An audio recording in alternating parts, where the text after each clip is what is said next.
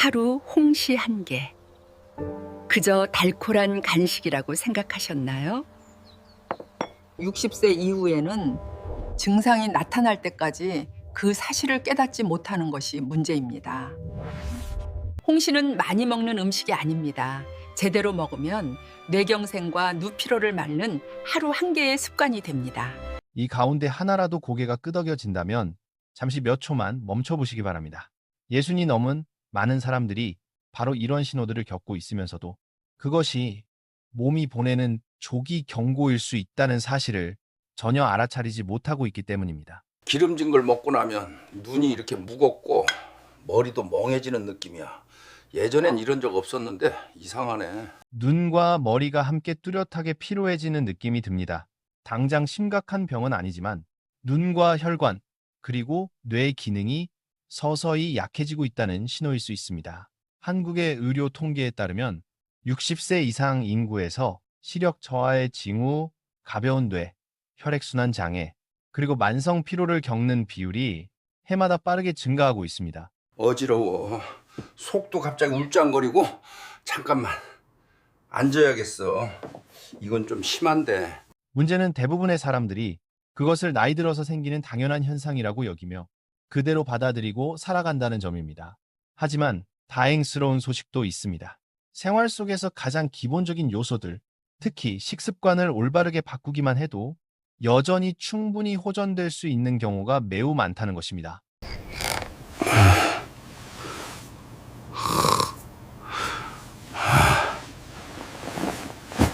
머리가 잘 맑지 않습니다. 제 이름은 김현우입니다. 노년기 영양과 건강 분야에서 거의 40년 동안 일해오면서 저는 비슷한 불안함을 안고 저를 찾아오는 많은 분들을 만나왔습니다. 그리고 박순자 씨의 이야기는 그 중에서도 제게 많은 생각을 하게 만든 사례 중 하나입니다. 특별히 어디가 아픈 건 아닌데요. 요즘 몸이 너무 빨리 내려가는 느낌이에요. 그런 느낌이 가장 불안하시죠. 몸이 보내는 신호일 수 있습니다. 상담실에 들어오자마자 그분은 가장 힘든 점이 특정한 병 하나가 아니라 몸이 너무 빠르게 내리막을 타는 것 같은 느낌이라고 말했습니다. 눈이 흐릿하고 건조하며 쉽게 피로해졌고 저녁에 책을 오래 읽지 못했습니다. 가끔 머리가 무겁고 잠도 깊이 들지 않았으며 배변도 규칙적이지 않아 어떤 날은 몹시 힘들 때도 있었습니다. 병원을 찾았지만 진단은 노안으로 인한 안구건조증, 약간 높은 혈중, 지질 수치, 그리고 소화 기능 저하였습니다. 약은 꾸준히 먹고 있는데 완전히 좋아지는 느낌은 아니에요. 눈이 흐릿해지거나 머리가 조금만 어지러워도 결과는 일부만 호전될 뿐이었습니다. 그분이 가장 두려워했던 것은 가족 중에 뇌졸중을 겪은 사람이 있었기 때문에 눈이 흐려지거나 머리가 어지러울 때마다 마음이 쉽게 가라앉지 않았다는 점이었습니다. 제가 식습관에 대해 더 깊이 묻자 그분은 제가 수백 번은 들어본 익숙한 말을 했습니다. 저는 당뇨나 고지혈증이 걱정돼서 단 음식은 거의 안 먹어요. 특히 달콤한 과일은 더더욱 피합니다. 그분은 아주 좋아했음에도 불구하고 몇 년 동안이나 잘 익은 감을 입에 대지 않았다고 했습니다. 예전에 덜 익은 감을 먹고 심한 변비를 겪은 적이 있었기 때문입니다. 어? 한쪽 얼굴이 진짜 이상해. 저는 그분께 많은 사람들이 이 부분을 잘못 이해하고 있다고 말씀드렸습니다. 모든 단맛이 나쁜 것은 아니며 과일을 무조건 피하는 것이 건강에 좋은 것도 아닙니다. 문제는 어떤 종류를 먹느냐, 언제 먹느냐, 그리고 어떻게 먹느냐에 있습니다. 저는 예순 이후의 몸은 산화와 조용한 염증에 더 쉽게 영향을 받는다고 설명했습니다. 이러한 요소들은 눈과 혈관, 그리고 뇌에 직접적인 영향을 미칩니다. 약만으로 치료를 하면서 음식에서 얻을 수 있는 자연적인 보호 요소들을 보충하지 않으면 회복 속도는 매우 더뎌질 수밖에 없습니다. 왜 이렇게 휜청거리지? 저는 그분께 복잡한 식단을 바꾸라고 요구하지 않았습니다. 아주 간단한 한 가지만 제안했습니다.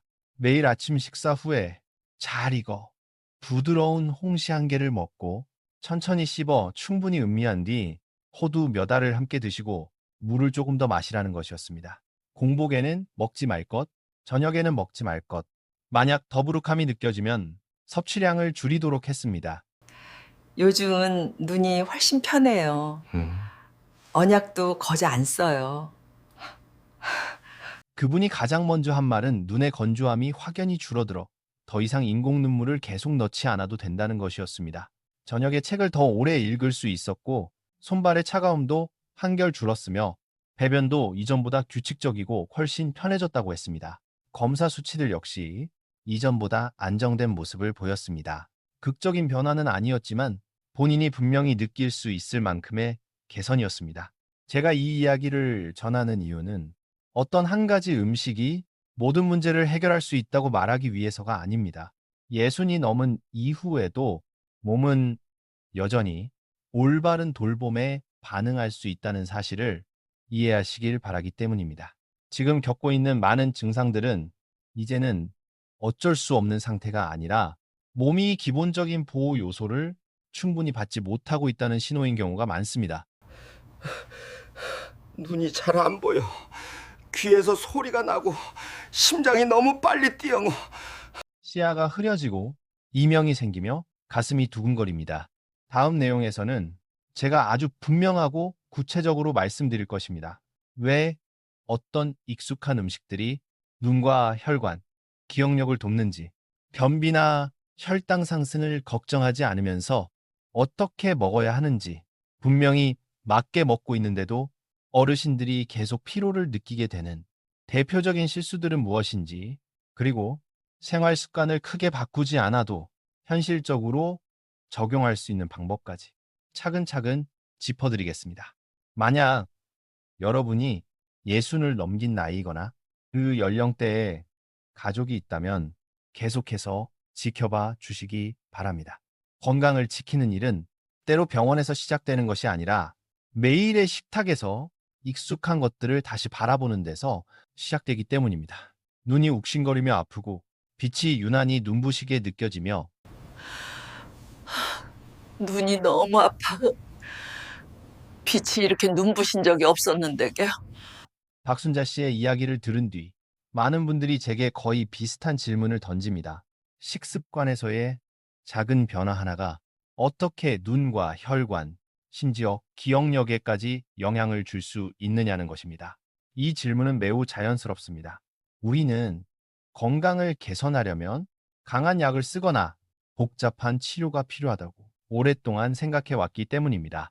하지만 예순이 넘은 이후의 몸이 가장 필요로 하는 것은 더 큰 자극이나 압박이 아니라 기초적인 요소들로부터의 올바른 지원입니다. 저는 이 점을 설명할 때 아주 단순한 비유를 자주 사용합니다. 우리 몸은 오랫동안 살아온 집과 같습니다. 지붕이나 수도관, 전선은 어느 날 갑자기 고장나는 것이 아니라 이 시간이 지나면서 조금씩 낡아갑니다. 큰 문제가 생긴 뒤에야 고치면 비용도 크고 위험도 커집니다. 하지만 매일 작은 관리에 신경 쓰면 집은 훨씬 오래 버틸 수 있습니다. 우리의 눈과 혈관, 그리고 뇌도 바로 그렇습니다. 이 나이가 되면 눈이 쉽게 피로해지고 어두운 곳에서 잘 보이지 않으며 저녁이 되면 눈부심을 느끼는 분들이 많습니다. 이것은 단순히 나이 때문만은 아닙니다.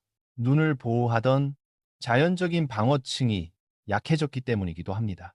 몸속의 항산화 물질이 줄어들면 눈에 민감한 세포들은 손상에 더 취약해집니다.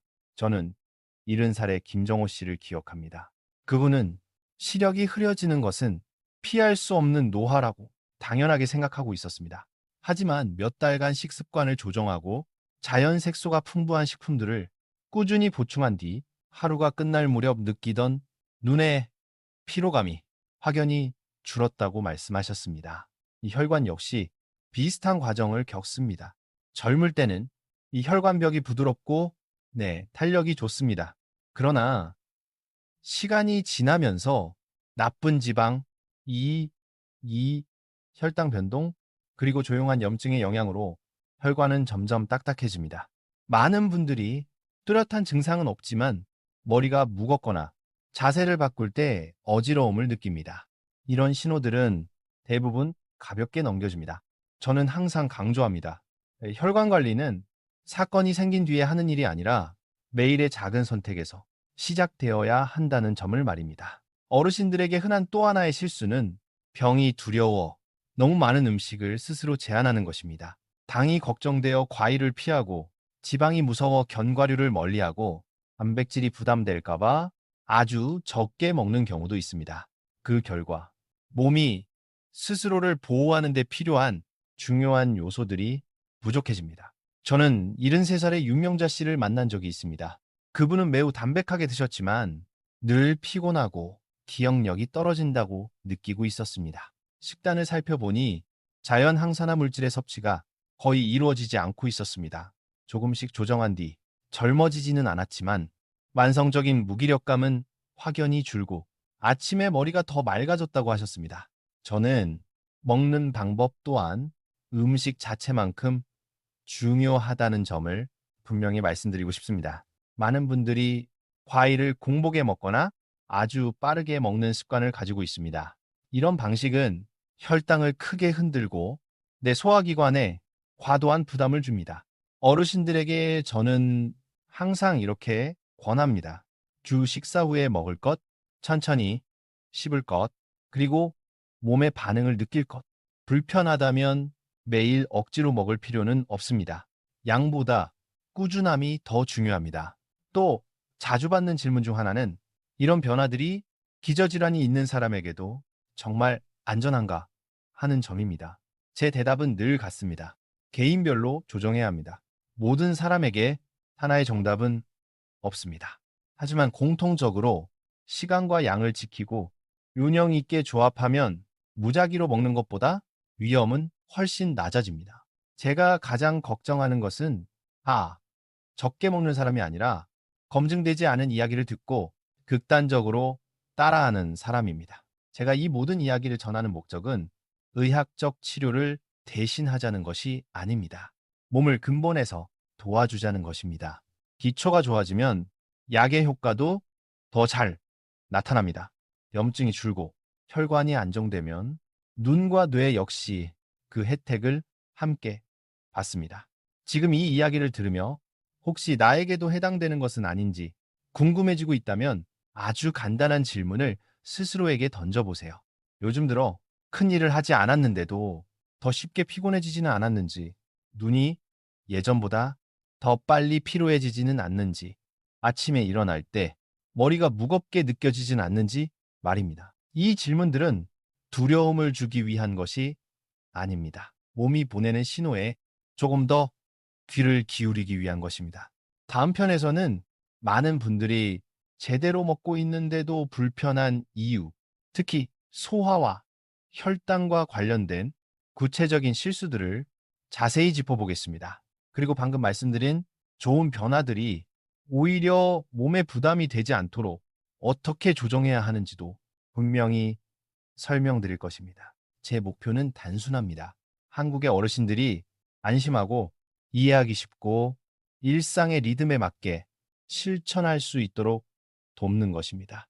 예순을 넘긴 이후의 건강 기반이 매일의 식습관과 생활 방식에 크게 좌우된다는 사실을 이해했다면 이제 많은 분들이 겪고 있지만 정작 제대로 짚어주는 사람은 드문 한 가지 문제를 솔직하게 말씀드리고 싶습니다. 왜 어떤 분들은 제대로 먹고 있다라고 생각하며 조언을 따르는데도 몸이 여전히 불편하거나 오히려 예전보다 더 피곤해지는가 하는 점입니다. 그 원인은 의도가 아니라 실천하는 방식에 있습니다. 저는 70을 훌쩍 넘긴 한동수 어르신을 만난 적이 있습니다. 그분은 건강 조언을 열심히 따르며 담백하게 먹고 과일을 챙기고 생활을 많이 바꿨다고 말했습니다. 그런데 최근 들어 속이 자주 더부룩하고 소화가 잘 안 되며 어떤 날은 변비, 어떤 날은 설사가 나타난다고 했습니다. 몸이 더 이상 적응하지 못하는 것 같아 스스로를 걱정하고 계셨습니다. 자세히 물어보니 아주 짧은 기간에 너무 많은 것을 한꺼번에 바꾸고 있었습니다. 과일을 늘리고 견과류를 추가하고 밥은 줄이고 물은 갑자기 많이 마시기 시작한 것입니다. 젊은 몸이라면 큰 문제가 없을 수도 있지만 오랜 시간 안정된 리듬에 익숙해진 고령의 몸에는 이런 급격한 변화가 오히려 역반응을 일으킬 수 있습니다. 저는 그분께 이 나이에 소화기관은 오랫동안 돌아온 기계와 같다고 설명했습니다. 천천히 조정해 주어야 합니다. 섬유질과 생리활성 물질이 많은 음식을 넣으면 장은 적응할 시간이 필요합니다. 너무 빠르게 밀어붙이면 더 부룩함과 불편함이 생깁니다. 이것은 그 음식이 나쁘다는 뜻이 아니라 몸이 더 느린 속도를 필요로 한다는 신호입니다. 또 하나 흔한 실수는 감정적으로 먹는 것입니다. 어떤 것이 좋다고 들으면 보충해야 한다는 생각으로 한 번에 많이 먹는 경우입니다. 하지만 몸은 그렇게 이익을 저장하지 않습니다. 한 번에 과하게 먹으면 소화기관이 과부하에 걸리고 혈당은 흔들리며 혈관은 압박을 받게 됩니다. 그래서 저는 늘 말합니다. 이 나이에는 적지만 꾸준히가 많지만 들쭉날쭉보다 훨씬 중요하다고 말입니다. 먹는 시간 역시 매우 중요합니다. 많은 분들이 늦은 저녁 식사 후에 과일을 먹거나 심지어 잠자기 직전에 드십니다. 하지만 고령의 몸에서는 이 시간대에 대사와 소화 능력이 이미 떨어져 있습니다. 그 결과 속이 무겁고 잠이 깊지 않으며 다음날 더 피곤해지기 쉽습니다. 아침이나 점심 식사 뒤로 시간을 옮기라고 권하면 몇 주 만에 몸이 훨씬 가벼워졌다고 말하는 분들이 많습니다. 혈당에 대한 두려움도 많은 분들이 과일을 꺼리는 이유입니다. 특히 당뇨 전 단계이거나 약을 복용 중인 분들은 그 걱정이 더 큽니다. 하지만 제 대답은 항상 같습니다. 완전히 피하는 것이 아니라 먹는 방식을 조절하는 것이 핵심입니다. 식사와 함께 먹거나 소량의 좋은 지방이 있는 견과류와 함께 먹으면 당 흡수 속도는 훨씬 느려집니다. 공복에 단독으로 먹는 것보다 혈당은 훨씬 안정적입니다. 또 하나 중요한 점은 몸의 반응을 관찰하는 것입니다. 모든 음식이 모든 사람에게 같은 방식으로 맞지는 않습니다. 어떤 분은 매일 먹어도 괜찮고 어떤 분은 하루 걸러 먹는 것이 더 낫습니다. 어떤 분은 아침이 맞고 어떤 분은 점심이 더 편합니다. 다른 사람과 비교하는 것은 오히려 부담만 키웁니다. 중요한 것은 자기 몸에 맞는 리듬을 찾는 것입니다. 저는 장이 예민한 정영숙 어르신을 기억합니다. 처음에는 과일을 늘리라는 말에 몹시 불안해하셨습니다. 그래서 아주 천천히 시작했습니다. 반 개만 하루 걸러 물 섭취를 충분히 하면서 말입니다. 몇 주 뒤 오히려 장이 더 안정되었고 걱정했던 불편함은 나타나지 않았다고 하셨습니다. 이는 몸이 올바른 방식으로 안내받으면 충분히 적응할 수 있다는 증거입니다. 이런 작은 변화들은 즉각적인 결과를 만들기 위한 것이 아닙니다. 오래된 나무에 물을 주는 것과 같습니다. 하루 이틀 만에 푸르게 변하길 기대할 수는 없지만 정해진 양을 정해진 시간에 꾸준히 주면 나무는 서서히 살아납니다. 눈에 피로가 줄고 머리가 가벼워지며 소화가 안정되는 것이 그 첫 신호들입니다. 여기까지 들으면서도 아직 망설여진다면 아주 간단한 질문을 스스로에게 던져보시기 바랍니다. 나는 내 건강을 너무 서두르고 있지는 않은가? 이 나이에서 인내는 약점이 아니라 분명한 장점입니다. 몸에 시간을 주면 몸은 반드시 답을 줍니다. 다음 부분에서는 많은 분들이 놓치고 있는 아주 현실적인 이야기들을 다룰 것입니다. 선택하는 방법, 보관하는 방법, 그리고 흔히 버려지는 부분을 어떻게 활용할 수 있는지까지 말입니다. 이 작은 디테일들이 모여 새로운 습관을 부담이 아니라 지속 가능한 선택으로 만들어줄 것입니다.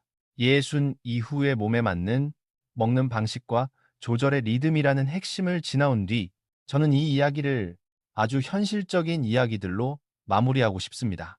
이것들은 복잡한 의학 교과서에 나오는 내용은 아니지만 작은 습관이 오래 유지될 수 있는지를 결정짓는 아주 중요한 요소들입니다. 어르신에게 중요한 것은 많이 아는 것이 아니라 꾸준히 실천할 수 있는가 하는 점이기 때문입니다. 저는 어느 날 최영미 씨와 함께 시장에 간 적이 있습니다. 그분은 과일 가판대 앞에서 오래 서서 과일을 하나 들었다가 다시 내려놓기를 반복했습니다. 그리고 제게 이렇게 물었습니다. 겉보기에는 아주 예쁘고 색도 곱고 빨간 과일인데 왜 먹으면 배가 불편해지는 경우가 있느냐고 말입니다. 저는 감을 예로 들어 설명했습니다. 잘 익은 감은 겉모습만으로 판단하면 안 됩니다. 이 가장 중요한 것은 익은 정도가 고르게 분포되어 있는지, 그리고 향입니다. 좋은 감은 손으로 쥐었을 때 전체가 고르게 부드럽고 딱딱한 부분이 없어야 하며 자연스럽고 은은한 향이 납니다. 만약 신냄새가 나거나 약간 발효된 듯한 냄새가 느껴진다면 아무리 색이 예뻐도 선택하지 않는 것이 좋습니다.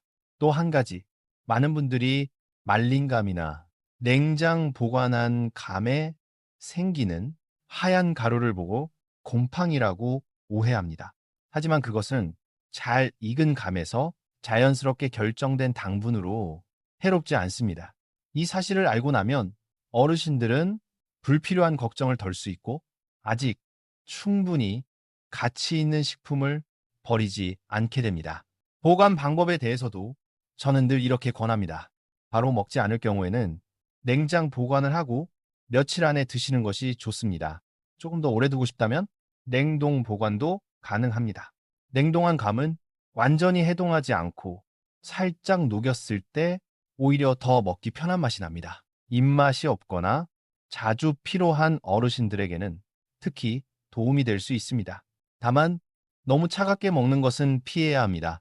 위장이 약한 분들은 꺼내놓고 몇 분만 지나 차가운 기운이 가실 정도면 충분합니다. 제가 늘 아쉽게 느끼는 점 하나는 많은 분들이 감의 꼭지를 아무 생각 없이 버린다는 것입니다. 사실 이 부분에는 유익한 성분이 많이 들어 있습니다. 예로부터 감꼭지는 민간차로 사용되어 왔고 현대적인 분석에서도 항산화 성분이 풍부하다는 것이 확인되고 있습니다. 저는 감꼭지를 말려 묽게 차로 끓여 마시도록 권하곤 합니다. 많이 마실 필요는 없습니다. 하루에 작은 컵 한 잔이면 충분합니다. 딸꾹질이 잦거나 야간뇨가 있거나 가벼운 부종을 느끼는 분들에게는 시간이 지나면서 몸이 더 편안해졌다라는 이야기를 자주 듣습니다. 지금까지 나눈 이야기들을 돌아보면 박순자 씨를 비롯한 많은 분들의 공통점은 특정한 음식을 먹었다는 것이 아닙니다. 건강을 대하는 태도가 바뀌었다는 점입니다. 그분들은 빠르고 강한 무언가를 찾는 대신 몸에는 시간과 인내가 필요하다는 사실을 받아들이기 시작했습니다. 저는 자주 이렇게 말합니다. 나이는 개선의 한계가 아니라 몸의 소리를 더 잘 들어야 한다는 신호라고 말입니다. 오늘 감 하나를 먹고 몸이 편안했다면 그대로 이어가면 됩니다. 만약 불편했다면 양을 줄이거나 시간을 바꾸면 됩니다. 자기 몸의 감각보다 중요한 규칙은 없습니다. 마무리하며 딱 한 가지만 기억해 주셨으면 합니다. 건강관리는 경쟁도 아니고 싸움도 아닙니다. 그것은 일상의 한 부분입니다.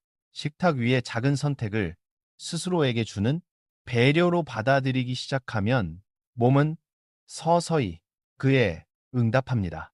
저는 김현우입니다. 기적을 약속하지는 않지만 올바르게 선택된 작은 습관이 충분한 시간 동안 이어질 때 얼마나 큰 힘을 가지는지는 분명히 믿고 있습니다.